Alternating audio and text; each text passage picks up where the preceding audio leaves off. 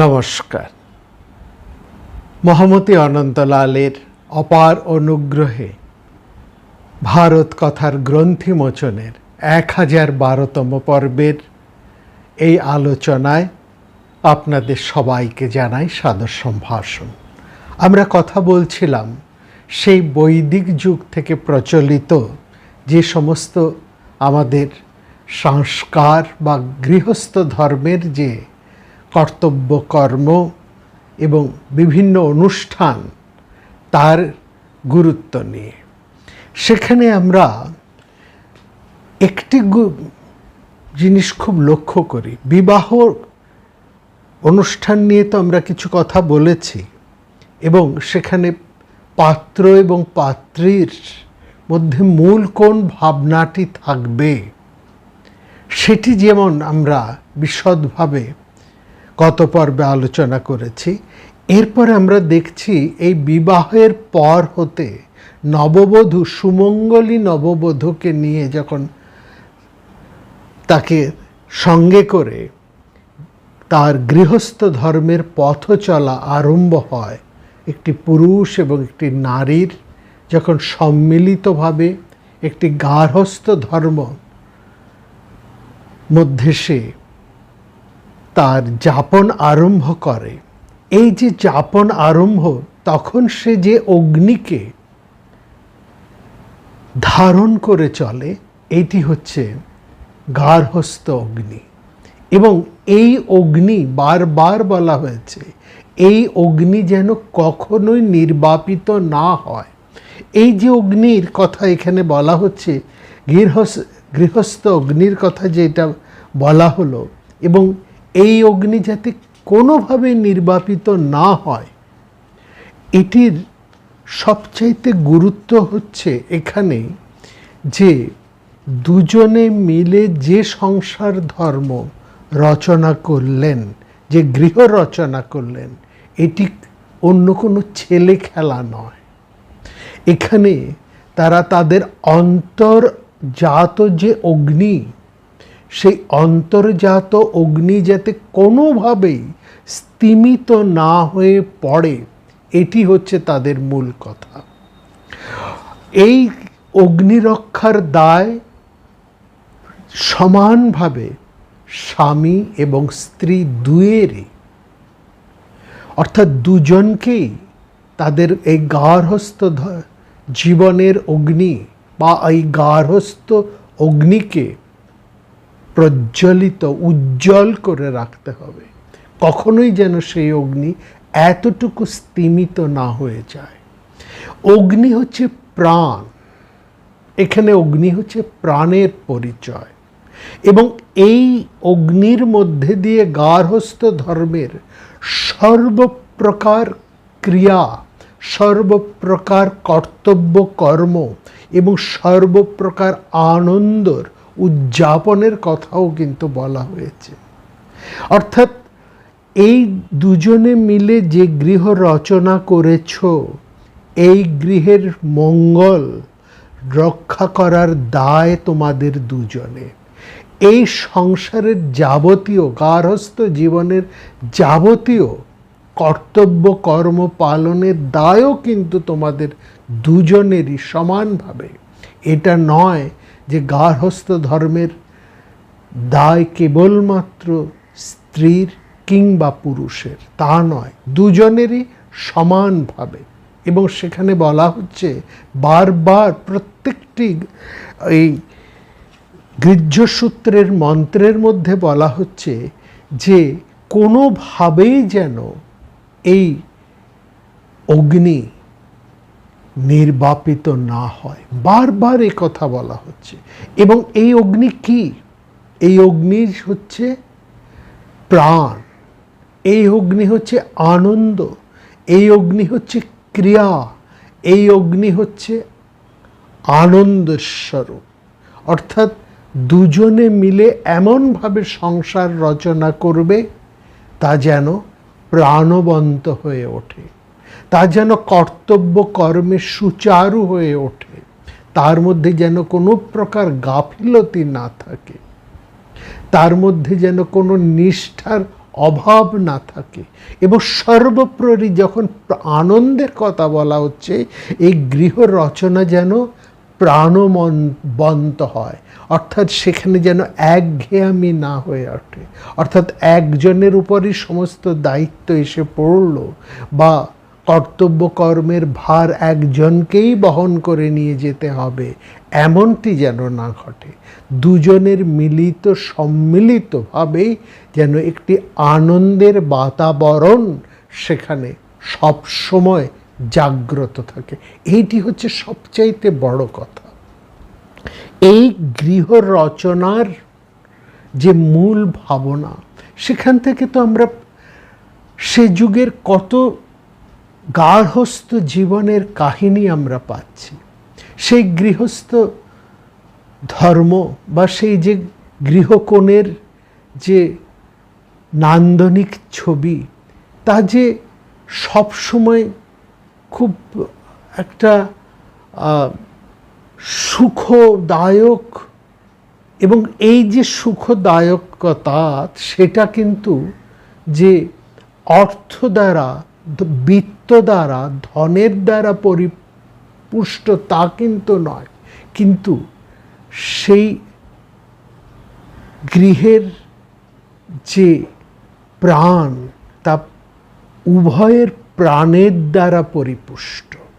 এই গৃহের লাবণ্য স্বামী এবং স্ত্রী উভয়ের প্রাণস্পর্শের দ্বারাই লীলায়িত, এবং এই গৃহের যা কিছু মাধুর্য, এই গৃহের যা কিছু নান্দনিকতা, এই গৃহের যা কিছু উজ্জ্বলতা, সেটি যেন দুটি হাতের করস্পর্শের মধ্যে দিয়েই অপূর্বভাবে ফুটে উঠেছে। এখানে ধনের ঐশ্বর্য নাও থাকতে পারে, অধিকাংশ ক্ষেত্রে হয়তো ছিলই না, কিন্তু প্রাণের বহুল পরিমাণ প্রাণের স্পর্শ, পরস্পরের প্রতি বিশ্বাস, পরস্পরের প্রতি শ্রদ্ধা এবং পরস্পরের প্রতি নিষ্ঠা, এই যে উভয়ের প্রসঙ্গে উভয়ের যে একটি হৃদয়ের মিল, এই হৃদয়জাত যে উষ্ণতা, তাই এই গৃহ রচনাকে মাধুর্যময়, লাবণ্যময়, সুন্দর করে রেখেছে। এইটি হচ্ছে যে কোনো গৃহ ধর্মের মূল কথা, মূল ভাবনা।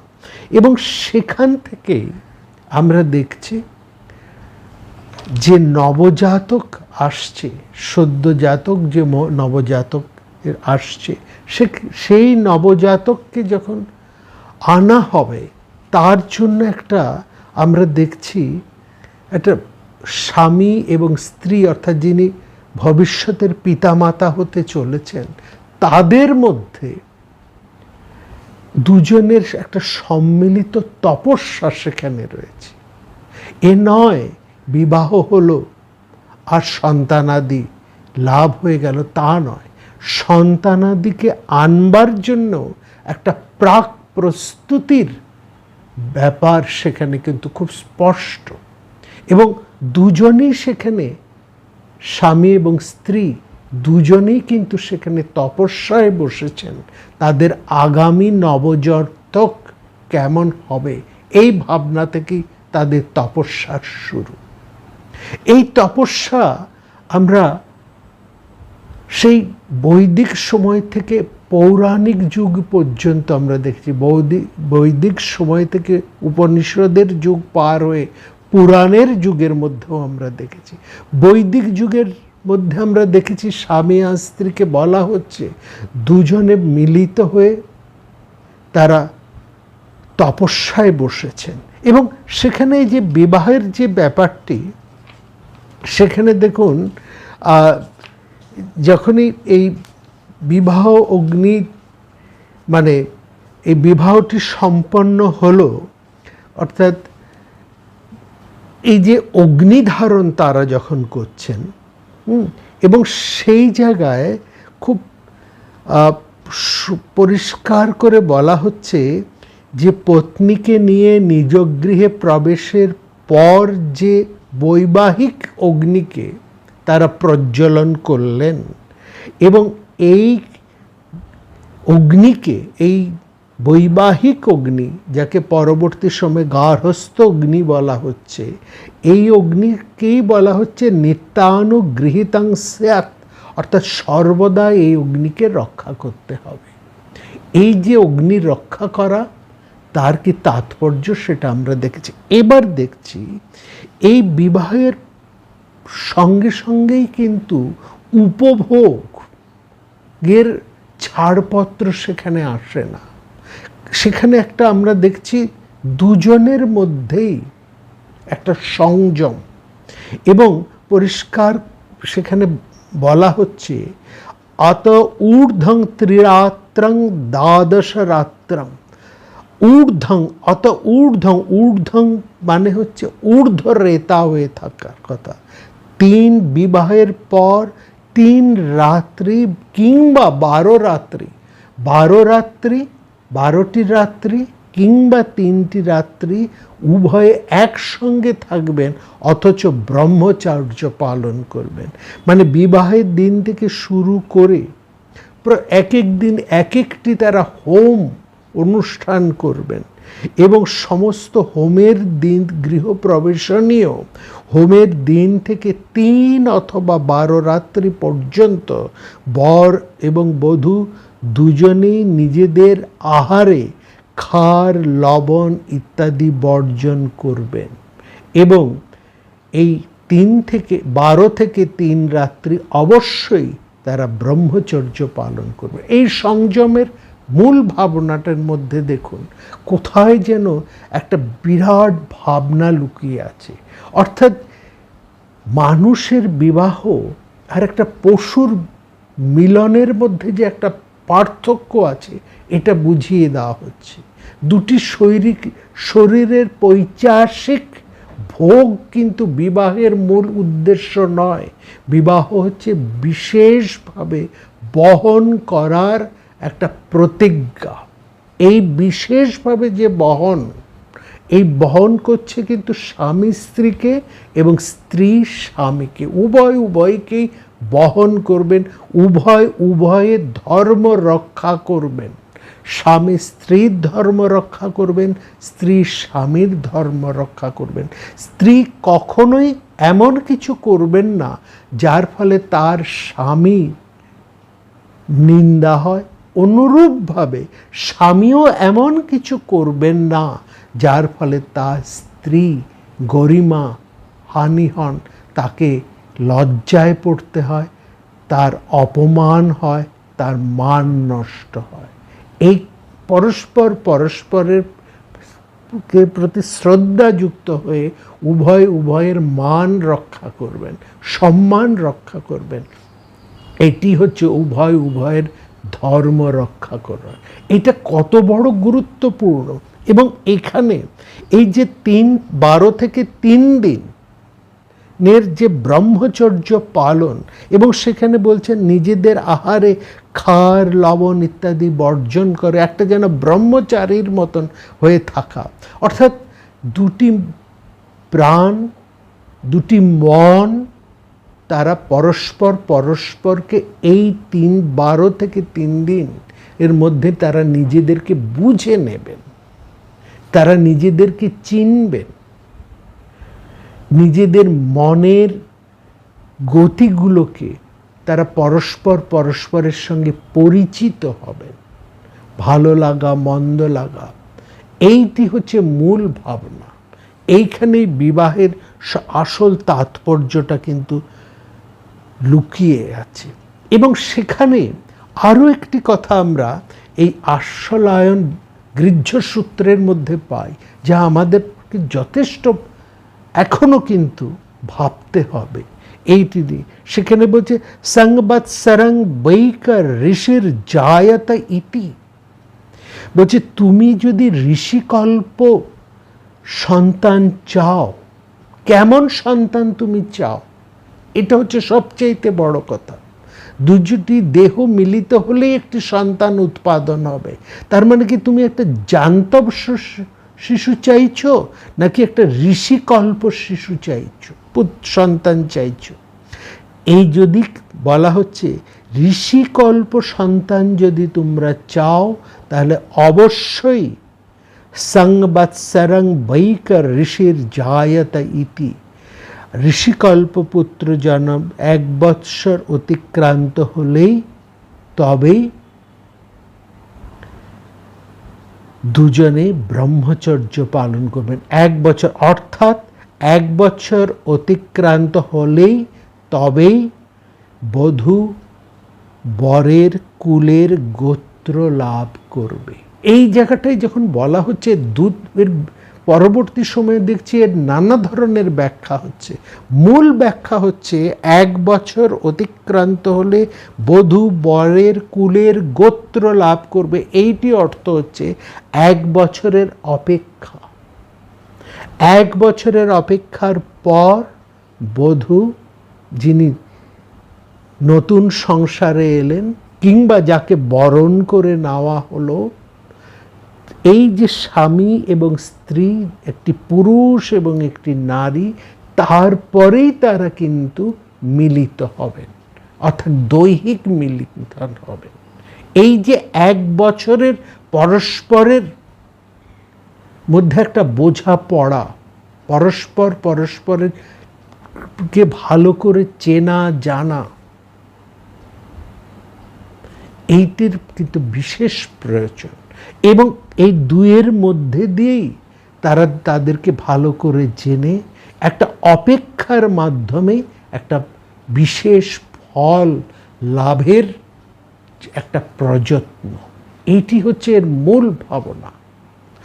এই ভাবনাটার মধ্যে দিয়েই এক পিতার এবং জননীর ধৈর্য, তাদের সংযম, তাদের পরস্পরের প্রতি বিশ্বাস, শ্রদ্ধা, ভালোবাসা, এ সব কিছু মিলিত হবার পর যে পরিপুষ্টতা সেখানে লাভ হয়, যে দুটি হৃদয়ের যে প্রকৃত সম্মিলন ঘটে, যার মধ্যে একটা শ্রদ্ধা আছে, পরিপূর্ণতা আছে, বিশ্বাস আছে, পরস্পরের প্রতি নিষ্ঠা আছে, এর মাধ্যমে একটি দেবকল্প বা ঋষিকল্প সন্তান জন্মগ্রহণ করে। এইটি হচ্ছে সবচাইতে গুরুত্বপূর্ণ। এবং তারপরে এই সন্তানের জন্মর পর থেকে আমরা দেখছি সেখানে নানা ধরনের সংস্কারের কথা আছে, তার মধ্যে আমরা বিশেষ যাব না। কিন্তু প্রত্যেকটি সংস্কার, সেই সংস্কার জাত কর্মের মানে কুমারং জাত থেকে আরম্ভ করে সে প্রত্যেক জায়গার মধ্যেই দুটি বিশেষ প্রার্থনা আমরা দেখি, যে হচ্ছে শতং জীব শরদলোক অস্মিন্না ইতি, আমাদের যে সন্তানটি আসছে এই সন্তানটি যেন দীর্ঘায়ু হয়। এবং তার পরেই সেই বা একই সঙ্গে যে প্রার্থনা মন্ত্রটি বিভিন্ন সংস্কারের মধ্যে দিয়ে চলে, সেটা হচ্ছে মেধা জননং জপতি, অর্থাৎ মেধাংতে দেব সবিতা মেধাং দেবী সরস্বতী মেধাংতে অশ্বিন দেববাদ্যতা, অর্থাৎ যে সন্তানটি আসছে সে যেন মেধাযুক্ত হয়। অর্থাৎ পিতামাতা, প্রত্যেক পিতামাতাই সেই সময় এইটি কামনা করতেন যাতে তাদের সন্তানটি মেধাযুক্ত হয়। অর্থাৎ মূর্খ সন্তান, মেধাহীন সন্তান কোনো পিতামাতা কামনা করতেন না। আর করতেন না বলেই এমন একটি মেধাযুক্ত সন্তান তারা প্রার্থনা করতেন বলেই তাদের নিজেদেরও কিন্তু সেই তপস্যা, সেই রকম সন্তান ধারণের উপযোগী হয়ে ওঠারও একটা প্রস্তুতি আমরা তাদের মধ্যে দেখেছি। এবং এই প্রস্তুতির মাধ্যমে, অর্থাৎ পারস্পরিক বিশ্বাস, ভালোবাসা, নিষ্ঠা, শ্রদ্ধা এবং এই সম্মিলিতই হচ্ছে কিন্তু প্রেম, এর মধ্যে দিয়েই তারা একটি উপযুক্ত মেধাযুক্ত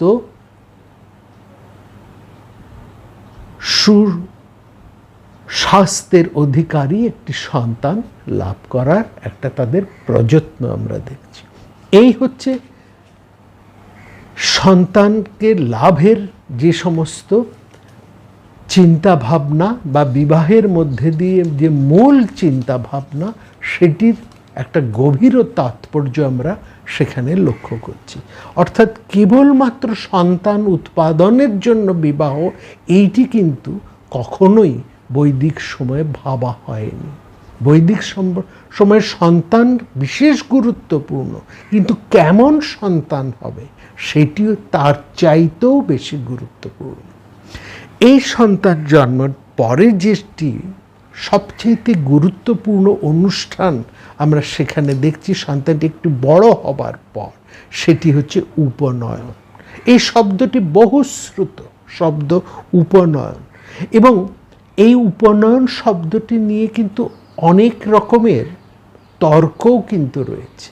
হ্যাঁ, উপনয়ন, এখন আমরা উপনয়ন বলতে যা বুঝি যে একটা ধর্মীয় সংস্কার, আদতে কিন্তু উপনয়ন সেটা মোটেই নয়। এটা কিন্তু জানবেন, আজকে আমরা বিশেষ করে এই উপনয়ন নিয়ে একটু কথাটা বলবো। কারণ উপনয়ন বলতে আজকাল আমরা যেটা দেখছি, মানে বেশ কিছু বছর ধরে যে উপনয়ন বলতে যে ছবিটা আমাদের সামনে উঠে দাঁড়ায়, বৈদিক সময়ে উপনয়ন বলতে কিন্তু মোটেও এই ধারণা ছিল না। উপনয়নটা একটা সম্পূর্ণ আলাদা বিষয় ছিল। উপনয়ন ছিল প্রধানত ছাত্র অবস্থার একটা পরিচয়, যাকে বলা যায় ব্রহ্মচর্য। উপনয়ন এবং ব্রহ্মচর্য শব্দটি সমার্থক হিসেবেই সেখানে ছিল। হ্যাঁ, পরবর্তী সময়ে উপনয়নের আগে আরেকটা সংস্কার সৃষ্টি হচ্ছে, যার নাম হচ্ছে বিদ্যারম্ভ। এই বিদ্যারম্ভ এবং উপনয়নও কিন্তু একই সমার্থক শব্দ।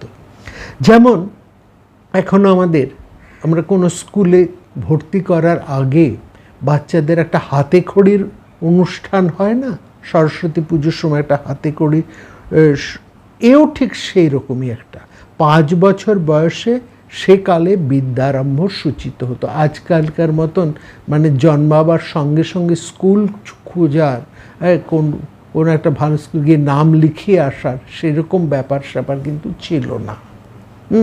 এবং 5 বছরের আগে বিদ্যারম্ভ হতো না। এই যে পাঠ্যক্রম, এই যে পড়াশুনোর কোন সময়টা আরম্ভ হবে, এইটা বিশেষ করে সেই সময়ের পণ্ডিত মানুষেরা, ধীমানেরা অনেক এই ব্যাপারে চিন্তা ভাবনা করেছেন। তারা বলেছেন এই 5 বছরের আগে পর্যন্ত শিশুর উপর কোনো ভার চাপিয়ে দেওয়া মোটেও উচিত নয়। 5 বছর পর্যন্ত তাকে স্বাধীনভাবে খেলতে দেওয়া হোক। সে তখন তার পরিবেশের সঙ্গে, সে তখন তার চারপাশের যা কিছু আছে যাবতীয়, তার সাথে সে খেলার মাধ্যমে আপন খেয়ালে সে গড়ে উঠুক বা বড় হয়ে উঠুক। এইটা হচ্ছে সে সময়ের মূল ভাবনা। পরবর্তী সময়ে মানে এই যখন বেদ পাঠের আগে কিছু পড়ানো তখন হতো। যেমন এখন স্কুলে যাবার আগে প্রি স্কুল, যেরকম কিন্ডারগার্টেন, এই সমস্ত ইনফ্যান্ট, এই যে সবগুলো রয়েছে না, প্রি স্কুলিং, সেই সময়ও কিন্তু ওই বেদ চর্চার আগে প্রিবৈদিক কিছু পড়াশুনোরও ব্যাপার ছিল। বেদ পড়ার আগে কিছু বিষয় পড়তে হতো, যেমন ব্যাকরণ, এবং অর্থাৎ এই আরও কিছু কিছু ব্যাকরণ ছাড়াও অন্যান্য যে সমস্ত শিক্ষণীয় বিদ্যাপাঠ সেই বিষয়ের মধ্যে চলে এসেছিল।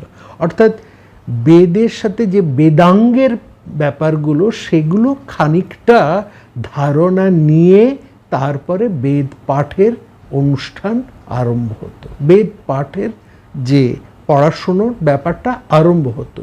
বেদ পাঠের আগে তাকে বেদাঙ্গের যে বিভিন্ন বিদ্যাগুলো আছে সেই সম্পর্কে শিশুকে একটু একটু করে পরিচয় করিয়ে দেওয়া হতো। এবং ফলত 5 বছর থেকে সে কিন্তু ওই আরম্ভ করত বেদ শিক্ষা নয়, বেদাঙ্গ শিক্ষা।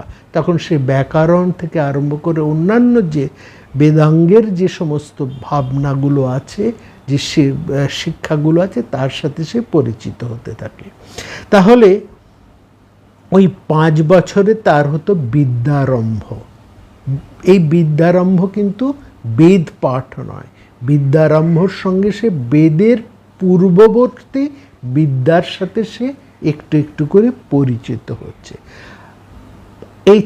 এই সময়টা, এই যে বিভিন্ন প্রাক বেদের যে শিক্ষার পরিচয়টা, এটা মোটামুটি চলতো 3 বছর ধরে, অর্থাৎ 5 থেকে 3, অর্থাৎ 8 বছর কিংবা তার কিছু সময় পরে তবেই একটি শিশু গুরুকুলে গিয়ে বেদ এবং ব্রহ্মবিদ্যা শিক্ষা আরম্ভ করত।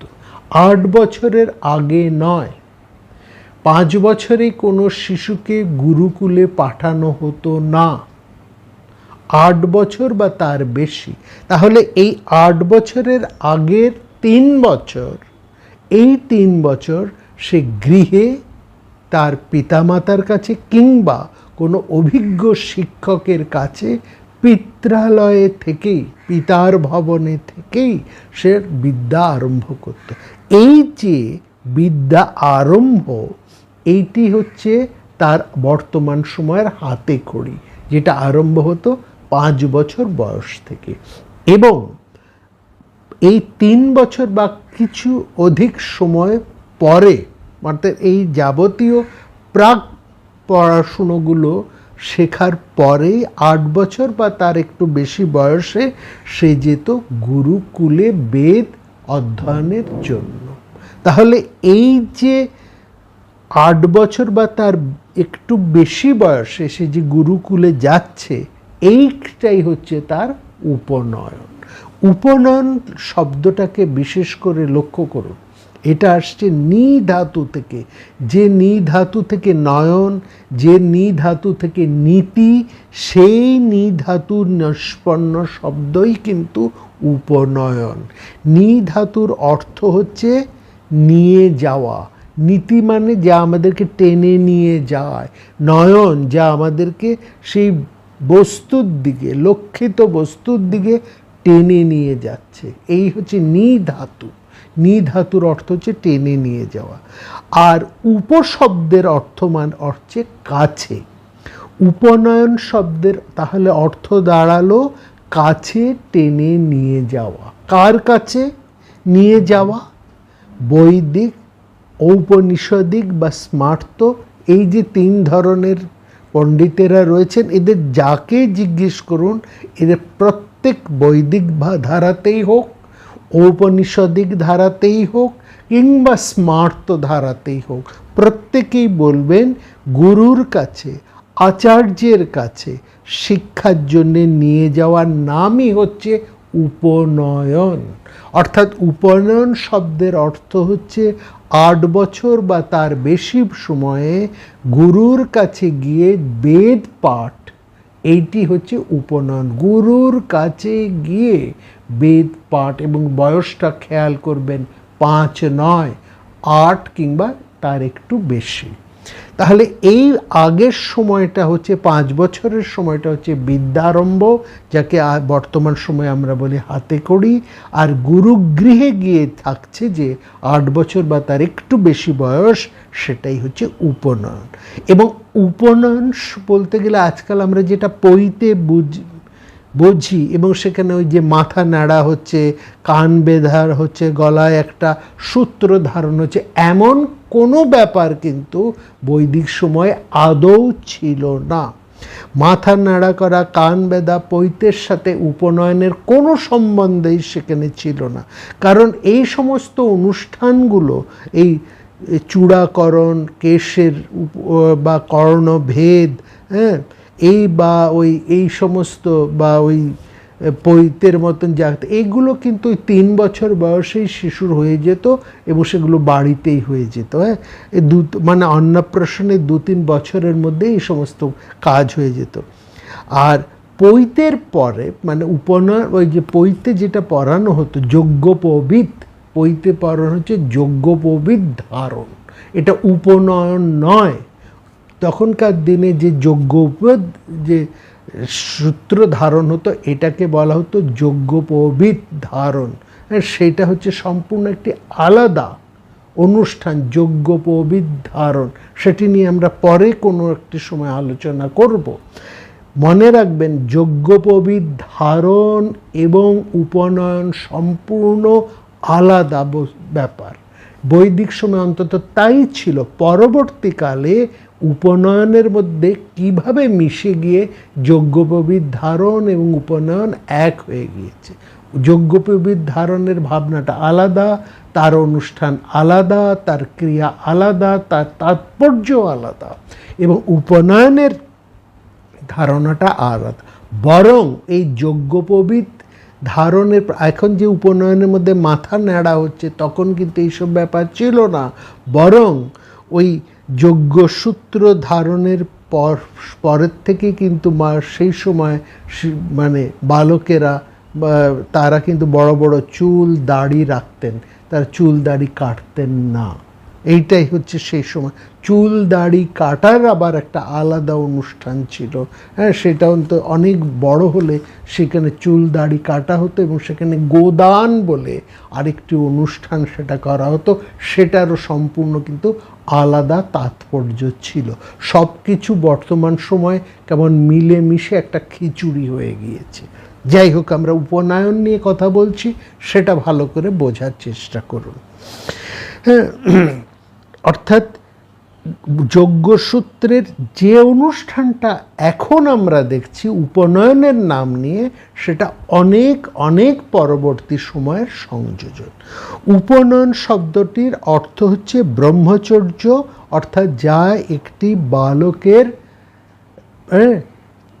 মানে গুরুগৃহে বসবাস, হোস্টেলে থাকার ব্যাপারটাই হচ্ছে উপনয়ন, একেবারে সোজা বাংলায় যা বলছি।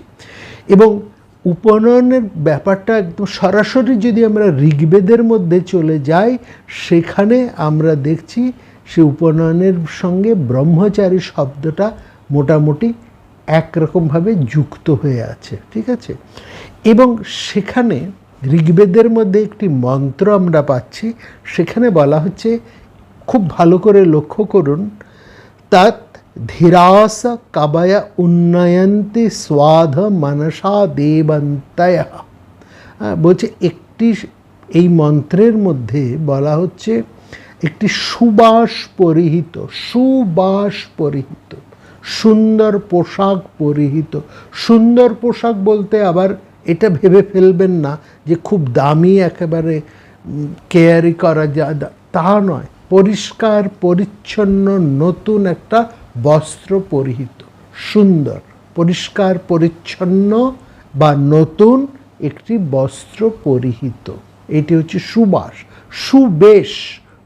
এবার তার সেই বাসটির একটু সুগন্ধিত, বাসটির মধ্যে কোনো গন্ধ নেই, দুর্গন্ধযুক্ত নেই।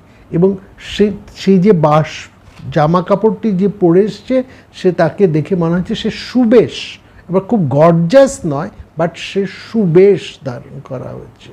এইটা হচ্ছে মূল ব্যাপার। তার জামা কাপড় ইত্যাদির মধ্যে একটা ডিগনিটি আছে। এরকম একটি যুবককে যজ্ঞীয় যুগপকাষ্টের সাথে একাত্ম করে বলা হচ্ছে, এইরকম এই যুবকটিকে আচার্য উন্নীত করবেন উপনয়নের মাধ্যমে। তাং ধীরাস কবয়া উন্নয়ন্তি, এই যে উন্নয়ন্তি শব্দটা, এটা ভীষণ গুরুত্বপূর্ণ।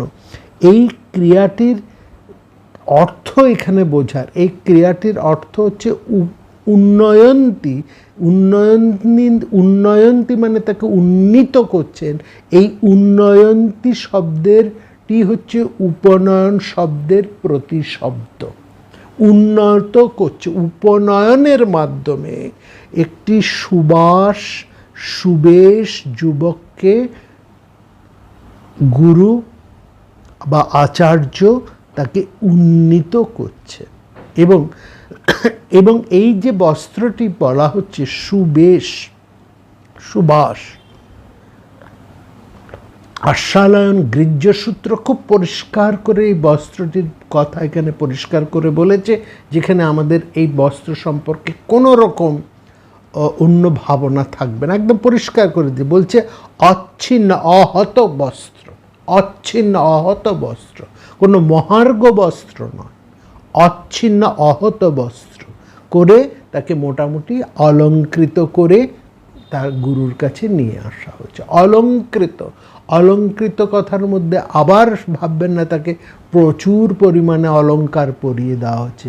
তাকে চন্দন বা দধি তিলক এবং গলায় একটি সুগন্ধির মালা, এইভাবে তাকে উপনয়ন দেবার জন্য গুরু এইভাবে সাজিয়ে তাকে গুরুর কাছে নিয়ে আসা হচ্ছে। এইটি হচ্ছে উপনয়ন। অলঙ্কৃতং কুমারং আহতেন ব্যবসা সংবিতম। ঋগ্বেদের মধ্যে খুব স্পষ্ট করে আমরা উপনয়নের ধারণাটা না বুঝলেও অথর্ববেদের মধ্যে এসে তা কিন্তু আমাদের কাছে খুব পরিষ্কার হয়ে যাচ্ছে। হ্যাঁ, এবং সেখানে আমরা দেখছি ও ছাত্ররা যেভাবে ব্রহ্মচারী হবার জন্য গুরুর কাছে এসেছে সেটাই হচ্ছে উপনয়নের ধারা। এবং সেখানে এই উপনয়নের সময় যে সমস্ত গায়ত্রী মন্ত্র, ব্রহ্মবিদ্যার যে মন্ত্রগুলো সেখানে পড়া হচ্ছে এবং সেটাকে মিলেমিশেই একটা নতুন ভাবনা আমরা পাচ্ছি। এবং উপনয়ন এবং ব্রহ্মচর্য মানে একটি বালকের ছাত্রাবস্থা, কিংবা আরও একটু যদি আমরা বিশদ করে বলি মানে যৌবন সন্ধির সূচনা। যৌবন সন্ধির সূচনায় একটি বালককে গুরুগৃহে নিয়ে আসা হতো। হ্যাঁ, এবং এখনকার দিনে দেখবেন একটি ছেলে যখন প্রথম স্কুলে যাচ্ছে, একটি ছেলেকে, তাকে বাবা মা যেমন ছেলেটিকে সুন্দর স্কুলের ইউনিফর্ম পরে বা ইউনিফর্ম না থাকলে ভালো একটা জামা কাপড় পরে সুসজ্জিত করে নিয়ে যান, হ্যাঁ, এবং স্কুলের তাকে ভর্তি করে দেওয়ার পরে স্কুলের শিক্ষক বা তাকে যেভাবে গ্রহণ করেন ঠিক সেই রকমভাবেই এই ভাবনাটি এই উপনয়নের মধ্যে রয়েছে। অর্থাৎ যৌবন সন্ধির মুখে 8 বছরের অধিক, 12 বছর এরকম একটা 8 থেকে 12 এরকম একটা বয়সের মধ্যে, হ্যাঁ, একটি বালককে সুন্দর বসন পরিধানে তাকে গুরুর কাছে বেদ শিক্ষার জন্য নিয়ে আসা হচ্ছে। যুবা সুবাস পরিবীত আগত সউ শ্রেয়ান ভবতি জায়মানা। উপনয়ন সংস্কারের মাধ্যমে সে তার দ্বিতীয় জন্ম হচ্ছে। সংস্কারাদ দ্বিজ উচ্চতে, যে জন্যই তাকে দ্বিজ বা বলা হচ্ছে। দ্বিজ মানে তার দ্বিতীয় জন্ম হচ্ছে। এখানেই তার ব্রাহ্মণত্ব বা ব্রাহ্মণত্বের বা দ্বিজত্বের তাৎপর্যটা আসছে। একটি মানুষ, একজন মানুষের দ্বিজত্ব লাভ বা ব্রাহ্মণত্ব লাভ হচ্ছে তার উপনয়নের মাধ্যমে। এই যে বক্তব্যটা, এটা কিভাবে হচ্ছে না, একটি যৌবন সন্ধিকালীন একটি বালককে তাকে গুরুগৃহে বেদবিদ্যা শিক্ষার জন্য তাকে নিয়ে আসা হচ্ছে। এবং সেখানে যে সংস্কার সে লাভ করছে, তাকে যেভাবে সংস্কৃত করা হচ্ছে, এই সংস্কৃতের মধ্যে, এই সংস্কারের লাভের মধ্যে দিয়েই একজন মানুষ সে দ্বিজত্ব লাভ করছে বা ব্রাহ্মণত্ব লাভ করছে। এখান থেকেই এই ঋক মন্ত্রটির ভাবনা। সংস্কারাদ দ্বিজ উচ্চতে সৌ শ্রেয়ান ভবতি জায়মানা। এই যে দ্বিতীয় জন্ম, এই যে দ্বিতীয় জন্ম বা একটা নতুন জন্ম, এর তাৎপর্যটা কিন্তু অনেক দিন ধরে চলে এসছে। এবং এই তাৎপর্য যেমন আমাদের হিন্দুদের মধ্যে আছে, সনাতন এই ধারণার মধ্যে আছে, তেমনি পার্সিদের মধ্যেও কিন্তু এই দ্বিতীয় জন্মের ভাবনা রয়েছে। তাদেরকে বলা হচ্ছে নৌজাত, নবজন্ম, নৌজাত অনুষ্ঠান তাদের পার্সিদের অনুষ্ঠান। পার্সিদের এই যে নৌজাত, এই যে পরব অনুষ্ঠানটা হয়, এটা হচ্ছে বালক বালিকার 6 বছর বয়সে, বালক এবং বালিকাদের 6 বছর বয়সে। আমাদেরও কিন্তু প্রাচীনকালে বালক এবং বালিকার উভয়েরই কিন্তু এই দ্বিজত্বের বা উপনয়নের ব্যাপারটা সেখানে ছিল। বিদ্যারম্ভের সময়টুকু উপনয়নের মধ্যে ধরে নিলে আমাদের এই সংস্কারটি নৌজতের সাথে কিন্তু মিলে যাচ্ছে। হ্যাঁ, অর্থাৎ ভাষাতত্ত্বের নিরিখে আমরা এটা বলতে পারি যে আর্য ভাষাভাষী গোষ্ঠী যখন ইরানি গোষ্ঠীর সঙ্গে একাত্মক ছিল তখন থেকেই কিন্তু এই সংস্কারের ভাবনা ভারতবর্ষে প্রচলিত ছিল। মনুসংহিতায় এখানে একটি বিখ্যাত শ্লোক রয়েছে যেখানে এই উপনয়নের ভাবনাটাকে খুব পরিষ্কার করে বোঝা যায়। সেখানে বলছে যে জন্মের নিরিখে প্রত্যেক মানুষই কিন্তু শূদ্র হয়ে জন্মায়, উপনয়ন সংস্কারের লাভের পরেই তার দ্বিতীয় জন্ম লাভ হয়, তখনই তাকে কিন্তু দ্বিজ বা ব্রাহ্মণ বলা হয়। জন্মনা জায়তে শূদ্রঃ সংস্কারাৎ দ্বিজ উচ্যতে বেদ পাঠদ ভবেদ বিপ্রো ব্রহ্ম জানাতি ব্রাহ্মণা। যিনি ব্রহ্মকে জেনেছেন তিনি ব্রাহ্মণ। এবং জন্মনা জায়তে শূদ্র, জন্মমাত্রে প্রত্যেকেই শূদ্র। অর্থাৎ এখানে ব্রাহ্মণ, বৈশ্য, শূদ্র কিংবা ব্রাহ্মণ, ক্ষত্রিয় এগুলো কিন্তু জন্মজাত নয়, সংস্কার বা কর্মজাত। এটা কিন্তু বিশেষ করে লক্ষ্য করেন। মনু খুব পরিষ্কার করে এটা বলে দিয়েছেন উপনয়ন সংস্কারের ফলে কোন কোন বর্ণের এই দ্বিতীয় জন্মের উপযুক্ততা আছে। তিনি বলছেন ব্রাহ্মণ, ক্ষত্রিয়, বৈশ্য এই 3 বর্ণের পক্ষে উপনয়ন সংস্কারের বিধান থাকায় তারাই শুধু দ্বিজ বলে কথিত হয়। চতুর্থ বর্ণের পক্ষে উপনয়ন সংস্কারের বিধান না থাকায় তারা দ্বিজাতি নন, তারা এক জাতি। ব্রাহ্মণ, ক্ষত্রিয়, বৈশ্য ত্রয় বর্ণা দ্বিজাতয়া, চতুর্থ এক জাতিস্তু শূদ্র নাস্তি তু পঞ্চম। অর্থাৎ যে মানুষের, এখানে এটা বুঝতে হবে, যার সংস্কার হয়নি সেই শূদ্র, যার সংস্কার হয়েছে সেই দ্বিজ। সে যে কোনো বর্ণেই জন্মগ্রহণ করুন না কেন, এইটাকে পরিষ্কার করে বুঝতে হবে। এইটা পরিষ্কার করে বুঝলেই আমরা ব্রাহ্মণত্বের ভাবনাটাকে খুব পরিষ্কার আমাদের সেই প্রাচীন সময় থেকে কোন অর্থে ধরা হয়েছে তার তাৎপর্যটা কি সেটা বোঝা যায়। অর্থাৎ জন্মমাত্রই শূদ্র, সংস্কারের দ্বারাই একজনের দ্বিজত্ব বা ব্রাহ্মণত্ব লাভ করে। ব্রহ্মং জানাতি ব্রাহ্মণা। ব্রহ্মচর্য এবং উপনয়ন অনুষ্ঠানের মধ্যে যে দ্বিতীয় জন্মের যে তাৎপর্যের কথা আমরা বারবার বলছি, তার সূত্রটা অথর্ববেদের মধ্যে আছে। সেখানে ব্রহ্মচারী এসে একটা খুব সুন্দর একটা রিচুয়াল বা একটা অনুষ্ঠানের মধ্যে দিয়ে এই উপনয়নটা হতো। সেটা অথর্ববেদের মধ্যে খুব দারুণভাবে বলা হচ্ছে। সেখানে বলছেন আচার্য উপনয়মান আচার্য উপনয়মান ব্রহ্মচারিণং কৃণুতে গর্ভান্তঃ। বলছেন ব্রহ্মচারী আচার্যের কাছে বিদ্যা শিক্ষা লাভ করতে যে আসছেন এবং আচার্য যে তার দায়িত্ব গ্রহণ করছেন, ঠিক কীরকম ব্যাপার। এবং সেখানে একটা রিচুয়াল হতো, আচার্য তাকে গর্ভস্থ ভ্রূণুর মতন 3 রাত্রি রক্ষা করতেন। অর্থাৎ নতুন যে বালকটি যে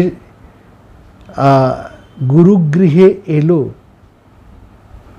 সে 3 দিন গুরুর সঙ্গে একসঙ্গে থাকবে। তাকে কিন্তু গুরু দূর ঠেলে দিচ্ছেন না, সস্নেহে। অর্থাৎ সেই ব্রহ্মচারী যেন আচার্যের গর্ভবিহিত অবস্থা থেকে জন্ম লাভ করছে, 3 দিন একসঙ্গে থাকছে। মানে এই যে 3 দিন একসঙ্গে থাকছে তার অর্থ হচ্ছে সেই 3 দিন সে তো তার বাবা মাকে ছেড়ে এসেছে, ঘর বাড়ি ছেড়ে এসেছে। অতএব গুরু এই 3 দিন তাকে পরম স্নেহে, আনন্দের, পরম স্নেহে, ভালোবাসা দিয়ে তার সেই গৃহ ত্যাগের যে বেদনা সেটা তাকে উপশম করে দিতেন, ভুলিয়ে দিতেন। এইটাকেই বলা হচ্ছে যেন গুরু নিজে তাকে 3 দিন তার গর্ভে ধারণ করছেন। এরকম ঠিক সেই ভাবনা থেকেই দেখুন পরবর্তী সময়ে এই ভাবনাটা কেমন বদলে গেল। সেই যখন এই উপনয়নটা পৈতে অনুষ্ঠানের পর্যবসিত হলো, হ্যাঁ, তখন বলা হচ্ছে যে পৈতে পাবার পর, মানে যখন তোমার ওই যজ্ঞোপবীত তুমি লাভ করলে, তখন তুমি 3 রাত্রি অসূর্য স্পর্শ হয়ে ঘরে থাকবে। অর্থাৎ অথর্ববেদের রূপক আকারে বিবৃত শতপথ ব্রাহ্মণে সেটা আরও পরিষ্কার করে বলা হচ্ছে। এবং সেখানে বলছে উপনয়ন প্রক্রিয়ার মধ্যে আচার্য তার শিষ্যের দক্ষিণহস্ত ধারণ করেন, তাকে ডান হাতটি তাকে ধরে রাখছেন। তার মানে ডান হাত ধরা মানে তোমাকে আমি শিষ্যত্বে গ্রহণ করলাম। এবং ব্রহ্মচারীর ডান হাতটি ধারণ করে আচার্য তাকে অন্তরের মধ্যে, তাকে আচার্য তার হৃদয়ের মধ্যে অত্যন্ত ভালোবাসায় স্নেহে তাকে বুকে জড়িয়ে ধরবেন। আচার্য গর্ভি ভবতি হস্তমাধায় দক্ষিণাম, অর্থাৎ তার গৃহ ত্যাগের যে বেদনা, বাবা মাকে ছেড়ে এসেছে, এই যে দুঃখ, এটা তাকে ভুলিয়ে দেবার জন্যই তার ডান হাতটি ধরে তাকে বুকে জড়িয়ে অত্যন্ত স্নেহ ভালোবাসায় তার সাথে 3 রাত একসঙ্গে থাকতেন। এবং সেইখানে রীতিটা খুব সুন্দর। আচার্য বিদ্যা লাভার্থী, হ্যাঁ, বালক আচার্যের কাছে এসে বলতো, আমি ব্রহ্মচর্যের জন্য এসেছি, আমি ব্রহ্মচারী হতে চাই। তখন গুরু জিজ্ঞেস করতেন তোমার কি নাম? বালক নাম বললে গুরু তাকে শিষ্যত্বে অঙ্গীকার করতে চাইতেন। এই যে গুরুর কাছে আসা, এইটি হচ্ছে উপনয়তি, যার থেকে শব্দটি হচ্ছে উপনয়ন। এবং সেখানে তার ডান হাতটি ধরে বলতেন যে তুমি ইন্দ্রের ব্রহ্মচারী। গুরু হচ্ছেন যেখানে যেন ইন্দ্র, অর্থাৎ ইন্দ্রই হচ্ছে তোমার আচার্য। তোমার আচার্য হলেন ইন্দ্র, তোমার আচার্য হলেন অগ্নি, এবং আমিও তোমার আচার্য। অর্থাৎ ইন্দ্রের মতন, অগ্নির মতন গুরু তাকে ধারণ করে রাখবেন। এইভাবে নবাগত শিষ্যকে ক্ষিতি, অপ, তেজ, এরকম পঞ্চভূত এবং ঔষধি বনস্পতির তত্ত্বাবধানে রাখতেন মন্ত্র পড়ে। অর্থাৎ ইন্দ্রের মতন, অগ্নির মতন, ঔষধির মতন, পঞ্চভূতের মতন, ক্ষিতি, অপ, তেজ, মরুদ, বম, এই প্রত্যেকের মতনই গুরু তাকে যেন গ্রহণ করতেন এবং ধারণ করতেন এবং তাকে পালন করতেন। আসলে এই সব রকম ভাবনা দিয়েই গুরু সেই নতুন নবাগতকে হৃদয়ে ধারণ করতেন। এইটি হচ্ছে, অর্থাৎ তার গর্ভজননীকে ছেড়ে গুরু গৃহে প্রকৃতি জননীর সাথে একটি পরিচয় করিয়ে তার সাথে একাত্ম করে তুলতেন গুরু। এটি কত বড় একটা বিশাল ভাবনা। গর্ভজননী থেকে প্রকৃতি জননীর গর্ভে গুরু তাকে স্থাপন করতেন। গর্ভজননীর কোল থেকে বিচ্ছিন্ন হয়ে আসা সেই নবাগত যুবককে গুরু পরম স্নেহে প্রকৃতি জননীর ক্রোড়ে তাকে সংস্থাপন করতেন। এইখানে বলতেন শিষ্যকে একেবারে মুহূর্তের মধ্যে তার নিজের ঘরের একজন করে নিয়ে বলতেন, এসো তুমি আমার সঙ্গে একসঙ্গে জল পান করো, অপসান, আমার এই ঘরের সব কাজ তুমি করো। এই যে গার্হপত্য অগ্নি জ্বলছে দিন রাত, একে নিভতে দেওয়া চলবে না, এতে সমাধি কাষ্ঠ তুমি নিক্ষেপ করবে সময়ান্তরে। আর একটি কথা খুব গুরুত্বপূর্ণ, দিনে ঘুমোনো চলবে না। এখানে খুব বলছে, একে পরিষ্কার করে তাকে বলছেন যে তোমার খাওয়া দাওয়া এবং এই সমস্ত কিছুর মধ্যে দিয়েই তাকে বারবার একটি কথা সেখানে গুরুর কিন্তু বলে দেওয়া হচ্ছে যে তুমি কিন্তু বাপু দিনে ঘুমোতে পারবে না, হ্যাঁ, এবং তোমাকে সবসময় সতর্ক হয়ে থাকতে হবে। সুষুপ্তা ইতি, আর এই যে অগ্নি জ্বলছে একে নিভতে দেওয়া চলবে না। এইটার তাৎপর্য কি? এই দুটো বিশেষ করে গুরু বলতেন। দিনে ঘুমোনো যাবে না, অর্থাৎ জীবনে কোনো রকম আলস্যকে প্রশ্রয় দেওয়া যাবে না। ব্রহ্মচর্য জীবনের সবচাইতে বড় জিনিস দুটো, আলস্যহীনতা এবং সতর্কতা। এই জন্য সতর্ক হয়ে থাকবে যে তোমার মধ্যে যে অগ্নি জ্বলছে, ওই গার্হপত্য যে অগ্নি, ওটা হচ্ছে প্রতীক। এই যে গার্হপত্য অগ্নি, ওটা হচ্ছে প্রতীক, ওটা যেন না নেভে, ওটা মাঝে মাঝে তোমাকে সমিধ এনে তুমি জ্বলবে। অর্থাৎ তুমি হচ্ছে সেই সমিধ, তোমার মধ্যে আমি আজকে আগুন জ্বালিয়ে দিলাম, এই আগুন যেন কোনো দিন না নেবে। অর্থাৎ তোমার মধ্যে কোনো রকম অবসাদ যেন কখনোই না আসে। নিজের আগুনটাকে নিজেকেই জ্বালিয়ে রাখতে হবে, নিজেকে সবসময় জ্বলন্ত করে জ্বালিয়ে রাখতে হবে, উজ্জ্বল করে রাখতে হবে, উজ্জ্বল করে রাখতে হবে, নির্মল করে রাখতে হবে। ওই যে রবীন্দ্রনাথের কবিতাটি আছে না, উজ্জ্বল করো, নির্মল করো, সুন্দর করো। এই উজ্জ্বল, এই নির্মল, এই সুন্দর হয়ে থাকবে। এবং দিনে ঘুমোনো চলবে না, সুষুপ্তাইতে, অর্থাৎ সবসময় তোমাকে সতর্ক থাকতে হবে। জীবনে সতর্ক থাকা এবং আলস্যহীন, তাই হচ্ছে জীবনে জয়ের মূল মন্ত্র। জীবনের যে কোনো ক্ষেত্রে যে জয়ী হয় বা জীবনে কোনো লক্ষ্যকে জয় করবার মূল মন্ত্র হচ্ছে এই দুটি।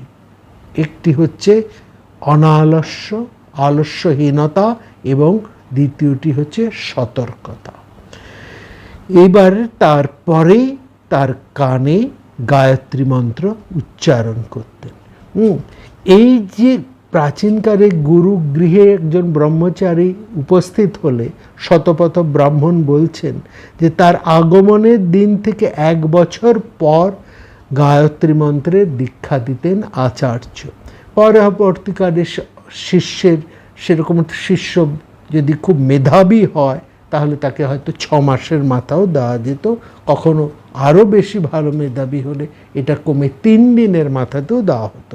অর্থাৎ শিষ্য কেমন সেটা বুঝে 1 বছর কিংবা 6 মাস কিংবা 3 দিন পরে তার হাতখানি ধরে গুরু তার কানে সেই গায়ত্রী মন্ত্রের দীক্ষা দিতেন। তার আগে শিষ্যকে সেভাবে প্রস্তুত করে নিতেন গুরু।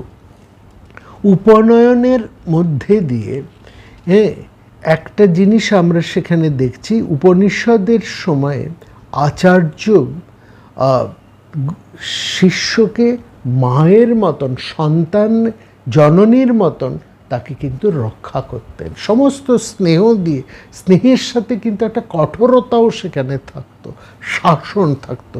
শাসন মানে কিন্তু স্নেহযুক্ত শাসন, কঠোরতার আড়ালে কিন্তু একটা স্নেহ ছায়াও সেটা ছিল, কিন্তু সেই সঙ্গে থাকতো একটা কঠোরতা। কঠোরতার কারণ হচ্ছে এই কঠোরতা যদি না থাকতো তাহলে শিষ্য অসতর্ক হয়ে যেত, আলস্য হয়ে যেত।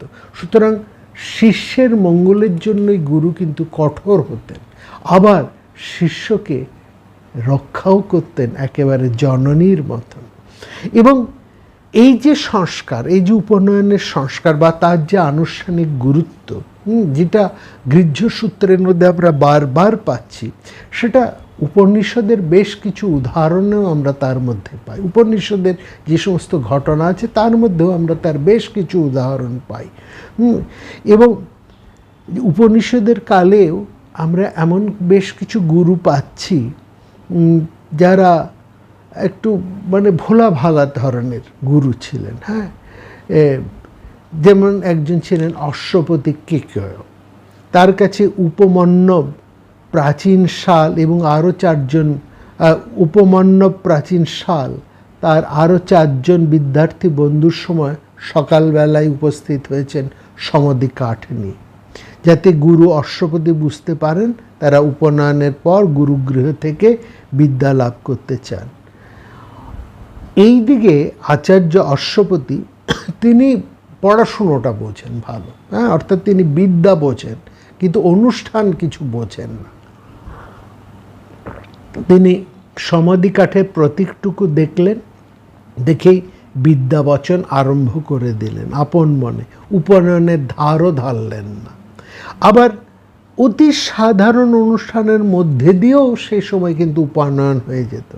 এবং যেটা আমরা দেখছি, যে কথা আমরা অবসরের কথা বাসরে ওই যে জবলা সত্যকামের কথা বলেছি, সেই জায়গার মধ্যে দেখুন উপনয়নের অত্যন্ত একটা সাধারণ দুই একটি কথার মধ্যে দিয়ে উপনয়নের যে আনুষ্ঠানিকতা সেটা সম্পন্ন হয়ে গেছে।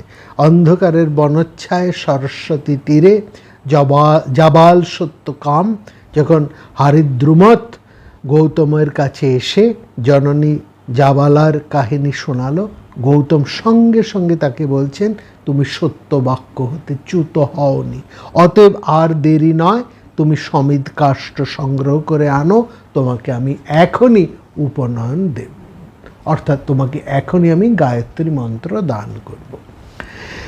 আগে ছাত্রাবস্থা এবং বিদ্যালাভের দিকে নজর রেখে শিষ্যের প্রতি কতগুলো বিধিনিষেধ আরোপ করতেন আচার্য।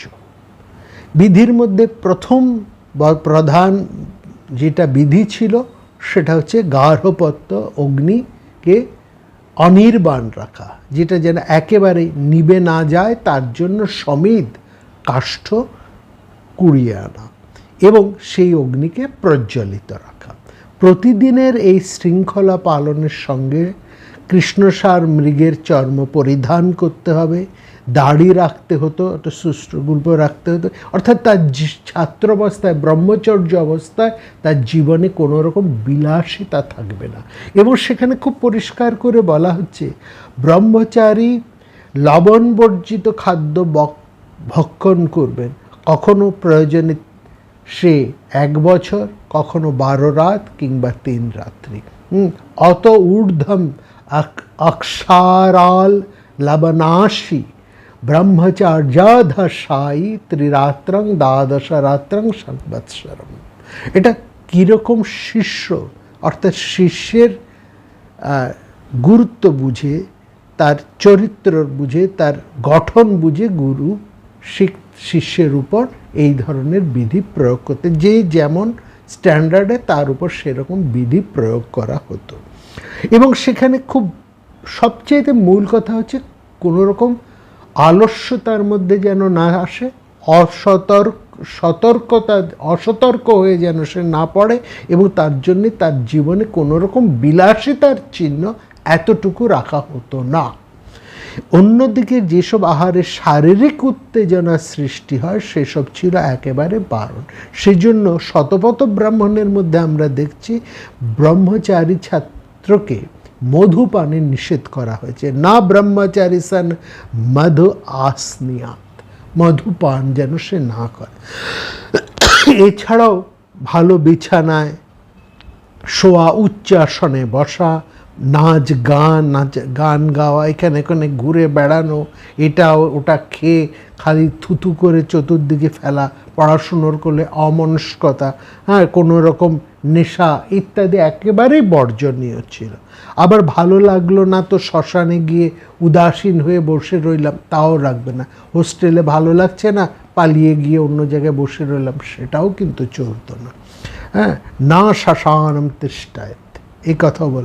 পরিশ্রম তাকে করতেই হবে। পরিশ্রমের দুটি কারণ, পরিশ্রমের মধ্যে দিয়ে তার একটা লক্ষ্য, একাগ্রতা এবং তাকে শারীরিকভাবে সক্ষম, পরিপুষ্ট করে তোলা, পরিশ্রমের এই দুটি অর্থ।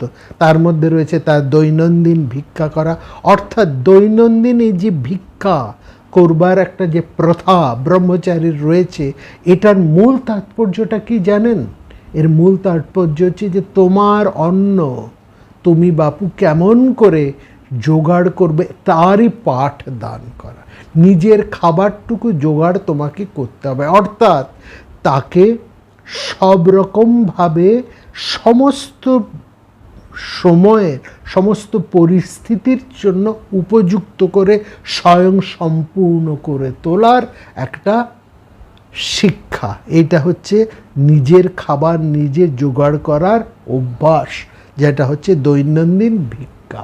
এবং এই ভিক্ষার তখনকার দিনে কোনো অভাব ছিল না, যেখানে গেলেও ভিক্ষা হতো, কিন্তু সে কোথায় ভিক্ষা করবে, কোন বাড়িতে ভিক্ষা করবে, কোথায় যাবে না, সেই ব্যাপারেও কিন্তু ভীষণ কঠিন নিয়ম বিধান ছিল। তখনকার দিনে গৃহের অনেক স্নেহশালিনী জননীরা ব্রহ্মচারীদেরকে ভিক্ষা দেবার জন্য উন্মুখ স্নেহে বসে থাকতেন, কারণ তারও ছেলে হয়তো এরকম অন্য কোনো গুরুগৃহে আছে, কিংবা সেই ছেলেটির মধ্যে, আগত ব্রহ্মচারীর মধ্যে তারই সন্তানের একটা প্রতিচ্ছবি তিনি দেখছেন, বা সেই সন্তানটি যে এখন বড় হয়ে গৃহস্থ হয়েছে তার ছোটবেলার ছবিটি সেই গৃহস্থ জননী দেখছেন। সেই জন্য তারা অত্যন্ত স্নেহাতুরা ছিলেন এবং অনেকটা ভিক্ষা দেবার জন্য উন্মুখ হয়ে থাকতেন। এবং সেখানেও কিন্তু একটা বাধা ছিল, মোট কতটা বাড়িতে যাবে, কোন দিন কোথায় যাবে, কোথায় যাবে না, এই জন্য ভীষণ কঠিন বিধিনিষেধ কিন্তু ছিল।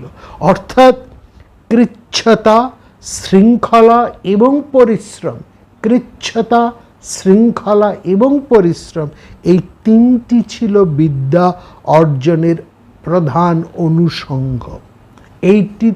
এই তিনটিকে যদি বাদ দেওয়া হয় তাহলে বিদ্যা কি আসে আমরা বলতে পারবো না, চরিত্র গঠিত হয় না। আর যেখানে চরিত্র অর্থাৎ আধার যেখানে তৈরি হলো না, চরিত্রটা হচ্ছে আধার যার মধ্যে বিদ্যাটি রক্ষিত হবে, এই আধারটি যদি তৈরি না হয়, সেখানে যত দামি মহার্ঘ বস্তুটি রাখা হোক না কেন, রত্নটি রাখা হোক না কেন, সেই রত্নটির কিন্তু মর্যাদা লাভ হয় না, সেই রত্নটি নষ্ট হয়ে যায়, বিদ্যারত্ন নষ্ট হয়ে যায়। সুতরাং আমরা দেখছি যে বেদ, ব্রাহ্মণ এবং উপনিষদের যে বিভিন্ন গ্রন্থ রয়েছে, তার মধ্যে এই উপনয়নের যে ভাবনা, তার তাৎপর্য একজন বালকের ব্রহ্মচর্য পালনের মধ্যেই সবচাইতে বেশি নিহিত রয়েছে। ব্রহ্মচর্যের তাৎপর্য এতটাই যে ব্রাহ্মণ গ্রন্থগুলোতে অনেক সময় উপনয়ন শব্দটাই সেখানে ব্যবহৃত হয়নি, বরঞ্চ ব্রহ্মচারী, ব্রহ্মচর্য, এই শব্দগুলি উপনয়ন বা উপনীত ব্রাহ্মণের তাৎপর্যে ব্যবহৃত হতো। এইটা হচ্ছে বিশেষ করে লক্ষ্য করা। অর্থাৎ ব্রহ্মচর্যের গুরুত্বটা একটি ছাত্রাবস্থার একজন শিক্ষার্থীর জীবনে কতটা গুরুত্বপূর্ণ, সেটাই কিন্তু আমরা সেই বৈদিক সময় থেকে বেদ, ব্রাহ্মণ, উপনিষদ গ্রন্থের মধ্যে বারবার আমরা সেখানে পাচ্ছি। দ্বিতীয়ত, মহাভারত এবং পুরাণের সময় উপনয়ন ব্যাপারটা এতটাই প্রচলিত ছিল যে এই সংস্কারের কথা বারবার নাম করে উল্লেখ করারও কিন্তু সেখানে প্রয়োজন ঘটেনি। বিশেষত উপনয়ন কথাটা একবারে শব্দতে উল্লেখ করে বলাটা মহাভারতে প্রায় ঘটেনি বললেই চলে। দেখা যাচ্ছে মহাভারতে আমরা দেখছি, মহাভারতের আদি পর্বে পঞ্চ পাণ্ডবের ঔরসে দ্রৌপদীর পঞ্চপুত্ররা যখন জন্মালেন, তখন স্মার্ত বিধি অনুসারে তাদের যেমন জাতকর্ম ইত্যাদি ক্রিয়া সম্পন্ন হলো, তেমনি তারা একটু বড় হতেই তাদের পরপর চূড়াকরণ, উপনয়ন ইত্যাদি কর্ম সম্পন্ন করে দিলেন পাণ্ডবদের পুরোহিত ধৌম। এমনকি উপনয়ন সংস্কারের অন্যতম অঙ্গ হিসেবে দ্রৌপদীর ছেলেরা যে বেদ অধ্যয়ন আরম্ভ করলেন, সে কথাও কিন্তু খুব স্পষ্ট করে মহাভারতের আদি পর্বের এখানে উল্লেখ করা হয়েছে। মহাভারতের অন্যান্য জায়গাতেও আমরা ব্রহ্মচর্যের কথাই বারবার শুনতে পাই, এবং ব্রহ্মচারী অবস্থায় একজন উপনীত ছাত্রের কি করা উচিত এবং কি করা উচিত নয়, সেটা কিন্তু সবচাইতে বেশি আলোচিত হয়েছে এই শান্তি পর্বে, যেখানে এসে আমরা উপনয়ন নিয়ে এতটা কথা বলছি। এখানে চতুরাশ্রমের প্রসঙ্গ যখন আলোচনা হচ্ছে, তখন একজন মানুষের আয়ুর 4 ভাগের প্রথম ভাগে ব্রহ্মচর্য পালন করতেই হবে, এবং এই ব্রহ্মচর্য পালন মানুষের জন্য এতটাই শ্লাঘনীয় আচার যে মহাভারত বলছে এই ব্রহ্মচর্য পালনের মাধ্যমে একজন ঋষি মুনিরাও সমস্ত লোক জয় করে তার আপন আপন অভীষ্ট তথা আত্মজ্ঞানের শ্রেয় পথটি লাভ করতে পারেন। ব্রহ্মচর্যেন বৈ লোকান জয়ন্তি পরমর্ষয়া আত্মনশ্চ তত শ্রেয়াংশ ইন্নাচ্ছন সন্মনস আত্মনি। অর্থাৎ ব্রহ্মচারীর আচরণীয় কর্তব্যকর্তা গিয়ে বলতে গিয়ে এই শান্তি পর্বে মহাভারত বলছে ব্রহ্মচারীর মনে কোনো ঈর্ষা অসূয়ার স্থান নেই। ব্রহ্মচারী হবে অনসূয়ক। ব্রহ্মচারী গুরুর বা গুরুপুত্রের বাড়িতে থাকবেন। আচার্য ঘুমানোর পর অর্থাৎ গুরুর ঘুমানোর পর ব্রহ্মচারী শিষ্য ঘুমোবে।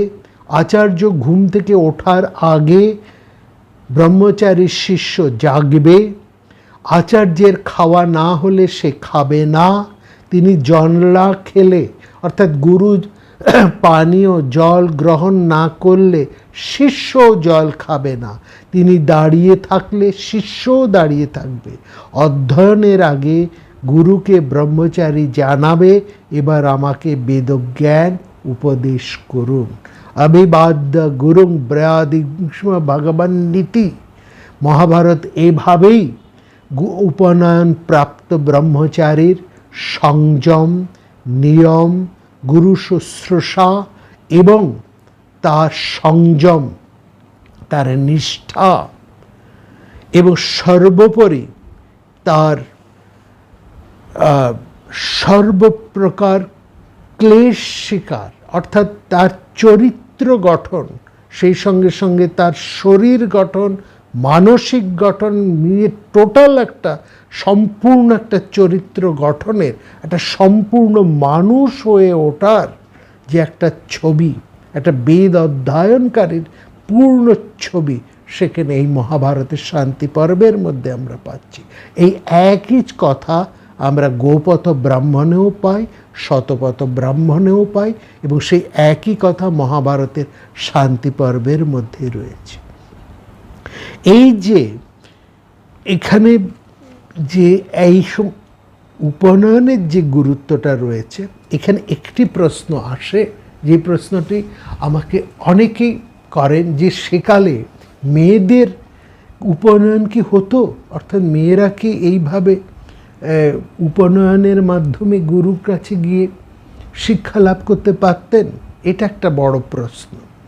প্রাচীনকালে অবশ্যই হতো।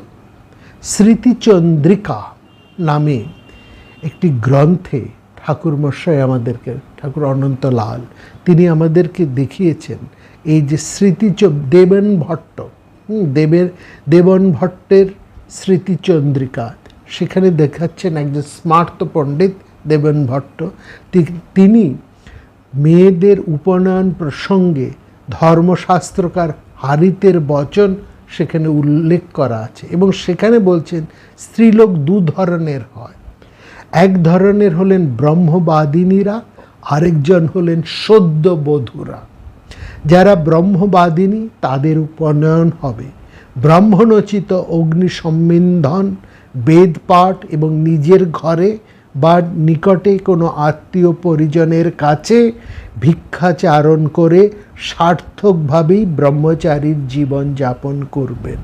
কিন্তু দ্বিতীয় প্রকার অর্থাৎ যারা সদ্যবধূ অর্থাৎ যারা বিবাহিত জীবনে সংসার ধর্ম পালন করবেন, সেই সব মেয়েদের বিবাহ ঠিক হওয়া মাত্রই কোনোভাবে তাদের একটা উপনয়ন অবশ্যই দিতে হবে এবং তারপরেই তাদের বিবাহ দিতে হবে।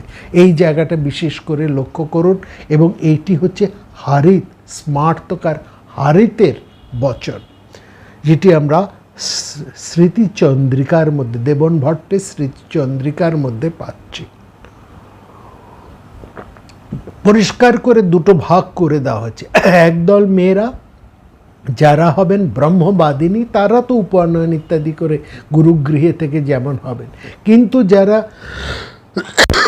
গুরুগৃহে যাবেন না, যারা ব্রহ্মবাদিনী হবেন না, যারা বিবাহ করে সংসারে চলে আসবেন, তাদের ক্ষেত্রেও কিন্তু বলা হচ্ছে, অর্থাৎ যারা বিবাহিত জীবনে সংসার ধারণ পালন করবেন বলে ঠিক করেছেন, যারা ব্রহ্মবাদিনী হবেন না, তাদের বিবাহ ঠিক হবার আগে অবশ্যই অবশ্যই, সেখানে কিন্তু বলা হচ্ছে অবশ্যই তাদের একটি উপনয়নের সংস্কার করতেই হবে, এবং উপনয়ন দেওয়ার পরেই তারপরে তারা বিবাহের যোগ্য হবে। এই কথাটি কেন বলা হলো? কারণ গত পর্বের মধ্যেই তো আমরা এটা আলোচনা করেছি যে মেয়েদের, কোনো মেয়ে, কোনো অশিক্ষিত মেয়েকে যেমন বিবাহ করে পুরুষ ঘরে আনবে না, তেমনি কোনো অশিক্ষিত পুরুষের সাথেও কোনো শিক্ষিত মেয়ের বিবাহ হবে না। অর্থাৎ প্রাচীনকালে কন্যা হোক কিংবা পুত্র, উভয় সন্তানকেই অবশ্যই অবশ্যই বিদ্যা লাভ করতে হতো, এবং এই বিদ্যা লাভ করতে হতো উপনয়নের মাধ্যমে। উপনয়ন মানে এখানে কিন্তু পৈতে ধরবেন না। উপনয়ন শব্দের অর্থ আমরা যে আগে বলেছি, গুরুর কাছে আনয়ন, গুরুর কাছে নিয়ে আসা। অর্থাৎ গুরুগৃহে থেকে পুরুষ কিংবা স্ত্রী, অর্থাৎ একটি পুত্র কিংবা কন্যা, তারা উপযুক্ত শিক্ষা লাভ করার পরেই তারা কিন্তু গৃহস্থ ধর্মে প্রবেশের অধিকার লাভ করত। অশিক্ষিতের পুরুষ কিংবা নারী, যার শিক্ষা লাভ হয়নি, সে কিন্তু গৃহস্থ ধর্মে অর্থাৎ বিবাহে ছাড়পত্র পেত না। এই জন্য বলছেন যারা এখানে ব্রহ্মবাদিনী, অর্থাৎ যারা সন্ন্যাস, যারা ব্রহ্মচারী হয়ে থাকবে, সারা জীবন ব্রহ্মচারী হয়ে থাকবেন, ছেলেদের মধ্যেও তাই আছে, তাদের কথা আলাদা।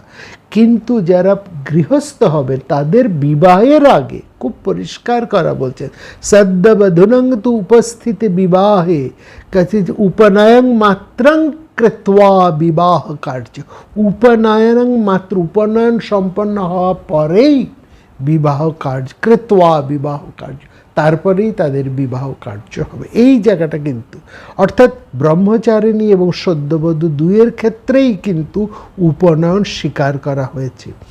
এই যে উপনয়ন ব্যাপারটি, সেটা যমসংহিতার বচনের মধ্যে দিয়েও আমরা কেনে পাচ্ছি। পুরাকল্পে সেখানে বলা হচ্ছে, যমসংহিতায় পুরাকল্পে কুমারী মেয়েদের কুশঘাসের তৈরি উপবিদ ধারণের নিয়ম ছিল, যাকে বলা হচ্ছে মৌঞ্জি বন্ধন। তারা বেদের অধ্যাপনাও করতেন, গায়ত্রী মন্ত্র জপও করতেন। আর উপনয়ন প্রাপ্ত ব্রহ্মচারিণীরা বেদ অধ্যয়ন করতেন পিতার কাছে, পিতৃব্য অর্থাৎ কাকার কাছে, কিংবা ভাইয়ের কাছে, ভ্রাতার কাছে। স্ত্রীলোকদের বলেই হয়তো তাদের সবসময় ব্রহ্মচারীদের মতন অজিন পরা বারণ ছিল, জটা ধারণও তাদের হয়তো করতে হতো না। কিন্তু এটা যেহেতু স্ত্রীর শরীর বলে, কিন্তু ব্রহ্মচারীর অন্যান্য যে সমস্ত বৃত্তি, অর্থাৎ ভিক্ষা বৃত্তি, সেটা তাদের করতে হতো। তার জন্য হয়তো তাদের খুব বেশি বাইরে যেতে হতো না, তাদের পারিবারিক গণ্ডির মধ্যেই সেটা করতে হতো।